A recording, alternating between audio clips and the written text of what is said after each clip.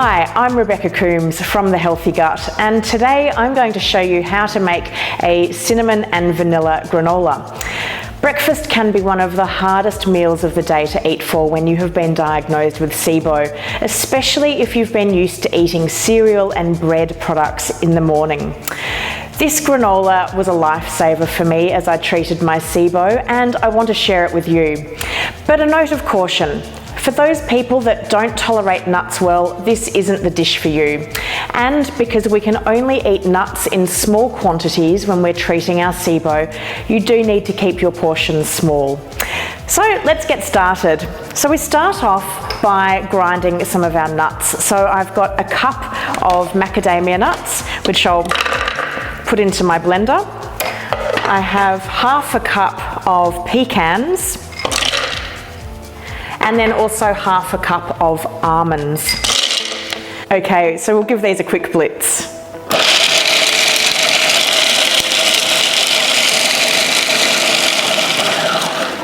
So you just want to chop them so that they're roughly chopped and that they're bite-sized pieces. Now, if you like your granola really fine, by all means, keep going for a little bit longer, but I like mine to still have a little bit of a crunch. So we take off the nuts and we pour them into a bowl, and then we're going to add our other dry ingredients into that.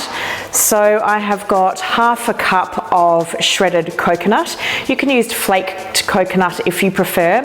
And something to be mindful of when you're using a coconut is that quite often commercially produced coconut contains sweeteners, and it can also contain preservatives. And both of these things should be avoided when you're treating SIBO.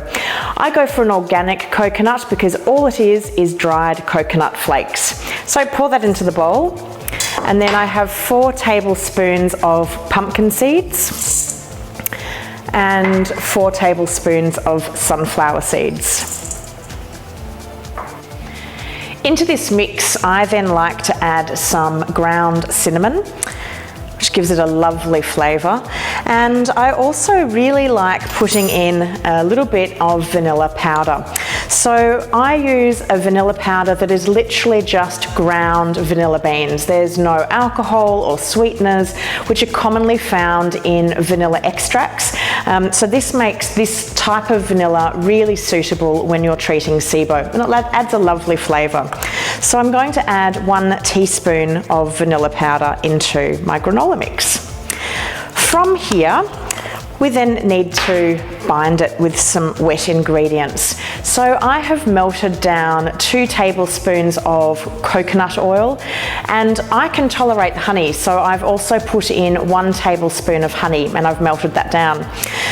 If you're unable to tolerate honey, or you're right at the beginning of your SIBO treatment and you can't have any sweeteners of any kind, use stevia. Now this is stevia in its original form. It hasn't been processed, and as you can see, it's still green, and it is literally just finely ground stevia leaves.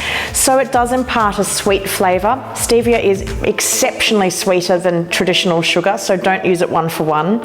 And it also does have a slight flavour to it, so it can take a little bit of getting used to, but it's a great alternative when you start out treating your SIBO. So I've melted down the coconut and honey, and I'm going to pour that into my mix. Okay, so this is looking great and it's smelling really delicious. What we're going to do now is we're going to bake it. So preheat your oven to 180 degrees centigrade or 365 degrees Fahrenheit. And I'd like to line a tray with baking paper or parchment paper, just so that the granola doesn't stick when it's cooking. There's nothing worse than losing some of this precious, delicious granola. So we just pour it out onto this tray, smooth it out so that it's evenly spaced across the tray, and then we'll place it in the oven for 10 minutes. After 10 minutes, check on your granola and just make sure that it's not burning in some places and remaining uncooked in others. You want to give it a quick stir and put it back in the oven for about another 10 minutes.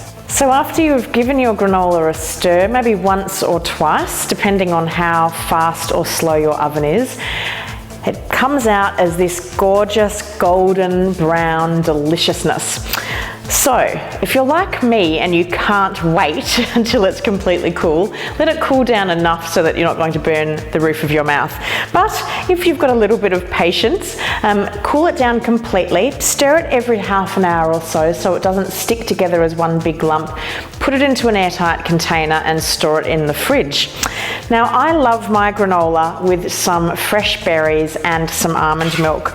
So I'm going to give myself a little serve because I can't not eat it because it smells amazing. And I have got some beautiful fresh raspberries. I'll just add some almond milk and enjoy my granola. This makes a great alternative to the traditional cereal that many of us grew up eating, and it's a great way to transition into your new SIBO life. So I hope this granola recipe helps you on your SIBO journey as you commence a new world without grains and carbohydrates while you treat your SIBO. I know this recipe really helped me in the early days of treating my condition. If you liked today's video, click like. And if there are any other recipes you would like me to make SIBO friendly, put them in the comments below. I love seeing your creations in the kitchen, so don't forget to hashtag your photos and videos with hashtag cooking4SIBO. And today's recipe can be found on my website, thehealthygut.com.au. Until next time, I'm Rebecca Coomes. Bon appetit!